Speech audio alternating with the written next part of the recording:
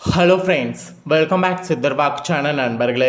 எனக்கு இந்த வீடியோவில் பார்த்தீங்கன்னு வச்சுக்கோங்களேன், மிக மிக முக்கியமான ஒரு ஜோதிட தாள்களை தான் இப்போ இந்த வீடியோவில் அதிரடியாக பார்க்க போகிறோம்.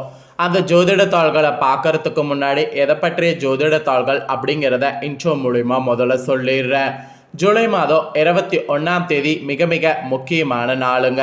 அன்று என்ன நாள் அப்படின்னு கேட்குறீங்களா? அன்று ஞாயிற்றுக்கிழமைங்க. அன்று வரக்கூடிய ஞாயிற்றுக்கிழமை பௌர்ணமி திதியானது வருது.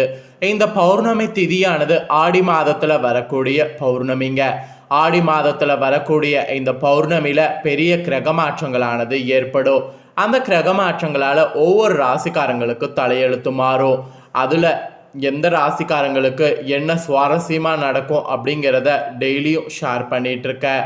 அதில் இன்றைக்கி இந்த வீடியோவில் மகர ராசிக்காரங்களுக்கு ஷேர் பண்ண போகிறேன். இந்த வீடியோ மகர ராசிக்காரங்களுக்கு ரொம்ப யூஸ்ஃபுல்லாகவும் ரொம்ப இன்ட்ரெஸ்டாகவும் இருக்கும். ஸோ மகர ராசியில் பிறந்தவங்க வீடியோவை ஸ்கிப் பண்ணாமல் பாருங்கள். ஸோ இந்த ஆடி பௌர்ணமிக்கு பிறகு உங்கள் தலையெழுத்து எப்படி இருக்குங்கிறத தெரிஞ்சுக்குங்க. பௌர்ணமி என்ன அந்த அளவுக்கு முக்கியமான நாளா அப்படின்னு நீங்கள் கண்டிப்பாக ஒவ்வொருவரும் யோசிப்பீங்க. உண்மையாலுமே பௌர்ணமி ரொம்ப முக்கியமானது தாங்க. ஒவ்வொரு மாதம் வரக்கூடிய பௌர்ணமிக்கும் ஒவ்வொரு சக்தி இருக்குது. ஆடி மாதத்தில் வரக்கூடிய பௌர்ணமி எல்லா பௌர்ணமிகளை காட்டிலும் சிறப்பானது. ஆடியில் வரக்கூடிய பௌர்ணமி ஆடிக்கிட்டு வரும் அப்படின்னு சொல்லுவாங்க. ஆடியில் வரக்கூடிய பௌர்ணமி அன்னைக்கு பெரிய கிரக மாற்றங்களானது ஏற்படும். அந்த கிரக மாற்றங்கள் ஏற்படக்கூடிய நாளில் இவற்றை செய்தால் மிகுதியான பலன்களை பெறலாம். அதை தான் இப்போ இந்த வீடியோவில் பார்க்க போகிறோம். ஸோ இந்த வீடியோ ரொம்ப யூஸ்ஃபுல்லாகவும் ரொம்ப இன்ட்ரெஸ்டாகவும் இருக்கும். கண்டிப்பாக மகர ராசிக்காரங்க வீடியோ ஸ்கிப் பண்ணாமல் பாருங்கள். முதல்ல இந்த ஆடி பௌர்ணமியில் நீங்கள் செய்ய வேண்டிய அந்த பரிகாரம் என்னங்கிறத எக்ஸ்பிளைன் பண்ணுறேன். முதல்ல என்ன பரிகாரம் செய்யணும் அப்படிங்கிறத தெரிஞ்சுக்குங்க. அதுக்கப்புறம் உங்கள் ராசிக்கு என்ன பலன் கிடைக்குங்கிறத ஷேர் பண்ணுறேன். தமிழ் மாதங்கள்லேயே பற்பல சிறப்புகளை கொண்ட ஒரு அற்புதமான மாதமாக ஆடி மாதமானது திகழ்கிறது. இந்த ஆடி மாதத்துல தான் பெண் தெய்வங்களுக்கான வழிபாடுகள் பூஜைகள் போன்றவை மிக சிறப்பாக செய்யப்படுது. மேலும் இந்த ஆடி மாதம் இனி வரவிருக்கக்கூடிய பண்டிகை நாட்களில் தொடக்க மாதமாக இருக்கும். தெய்வங்களுக்கு மட்டுமே முக்கியத்துவம் அளிக்கப்படுறதுனால இந்த ஆடி மாதத்தில் திருமணம், புதுவீடு புகுதல் போன்ற சுப காரியங்கள் செய்வது தவிர்க்கப்படுது.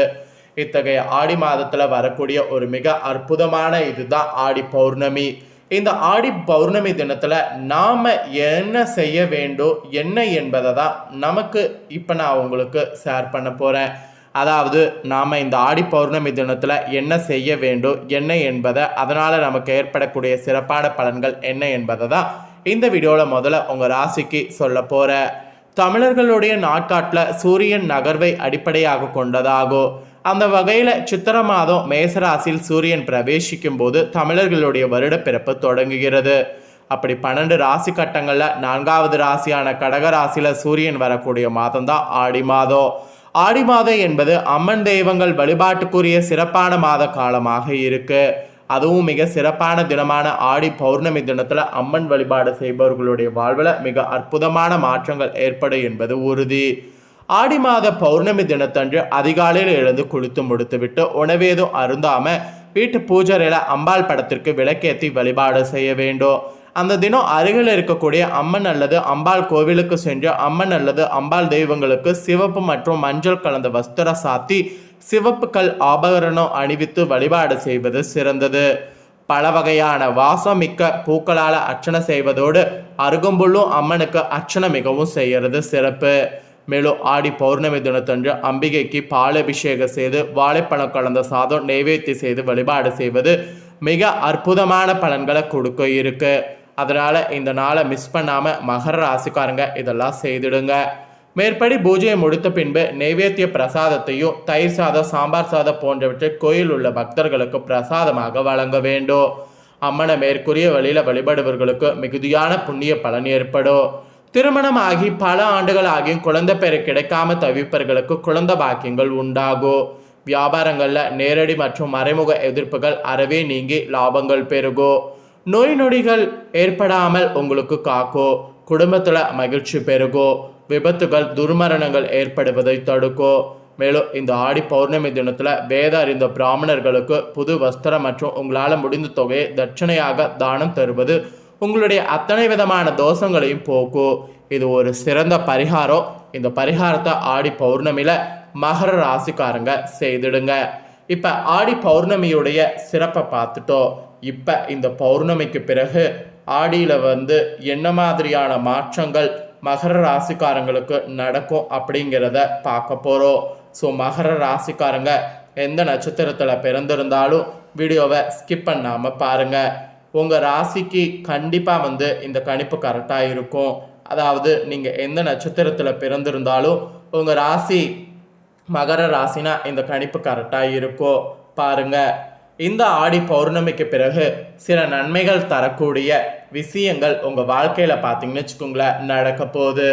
சோம்பலுக்கு இடம் கொடுக்காம உழைப்புக்கு இந்த ஆடி பௌர்ணமிக்கு பிறகு முக்கியத்துவம் கொடுங்க. முக்கியத்துவம் உழைப்புக்கு கொடுத்து நடந்து கொண்டால் பொருளாதார வகையில் வாழ்க்கை தரத்தில் வளர்ச்சியானது உண்டாகும். ஏராளமானோர் உங்களுக்கு ஆதரவு அளிப்பாங்க. சிக்கல்கள்லாம் உங்களுக்கு இருந்தது எல்லாம் தீரும். குடும்பத்தில் எதிலும் முதலீடு செய்வதற்கு முன் குடும்ப உறுப்பினர்களோட ஆலோசனை செய்து கொள்ளுங்க. அது ரொம்ப ரொம்ப நல்லது. இருப்பதை கொண்டு சிறப்பாக வாழ்ந்திட முயற்சி செய்யுங்க. அது ரொம்ப நல்லது. தொலைந்து போன பொருட்கள்லாம் கிடைக்கும். வீட்டிற்கு தேவையான பொருட்கள் தங்கு தடையின்றி கிடைக்கும். பிள்ளைகள் வழியில் சிற்சில கசப்பூட்டக்கூடிய சம்பவங்கள் நடக்கும். அப்படி சம்பவங்கள் நடந்தாலும் அது அனுகூலமாக ஏற்படும். அதனால் அந்த மாதிரி நடக்கக்கூடிய சம்பவங்களை நினச்சி கவலைப்பட வேண்டாம். அதே போல் உத்தியோகத்தில் கூட பார்க்கக்கூடிய உங்களுக்கு சிறப்பான காலகட்டமாக இருக்கும். மேல் அதிகாரிகள் உங்ககிட்ட அனுசரணையோடு நடந்து கொள்வாங்க. சம்பள உயர்வு, பதவி உயர்வு தங்கு தடையின்றி கிடைக்கும். சிலருக்கு இடமாற்றம் சம்பந்தப்பட்ட ஆலோசனைகள் நடக்கும். உடன் பணிபுரியவர்களால் அனுகூலம் உண்டு. உங்கள் பொறுப்புகளை வேறு நபரிடம் ஒப்படைக்க வேண்டாம். நீங்களே பொறுப்பறிந்து செயல்படணும். தொழிலதிபர்கள் கூட உழைப்புக்கேற்ற பிரதிபலன் கிடைக்காம இருந்த உங்களுக்கு தற்போதைய இந்த ஆடி பௌர்ணமிக்கு பிறகு காலகட்டம் நன்மையாக இருக்கும். வியாபாரத்தில் சீரான வளர்ச்சி இருக்கும். தொழில் நிமித்தமாக சிலர் குடும்பத்தை விட்டு பிரிய வேண்டிய வரலாம். புதிய தொழில் ஆரம்பிக்கக்கூடிய முயற்சியெல்லாம் உங்களுக்கு அனுகூலமாக முடியும். நல்ல லாபங்கள் மொத்தத்தில் இந்த ஆடி பௌர்ணமிக்கு பிறகு கிடைக்கும். பெண்கள் கூட நிறைய விஷயங்களில் காரிய தாமதம் ஏற்படும். உத்தியோகம் பார்க்கக்கூடிய பெண்கள் வேலையில் கவன சிதறல் இல்லாமல் பார்த்து கொள்ளும். உங்கள் கௌரவம் நிலைநாட்டப்படும். வழக்கு விவகாரங்கள் சாதகமாக இருக்கும்.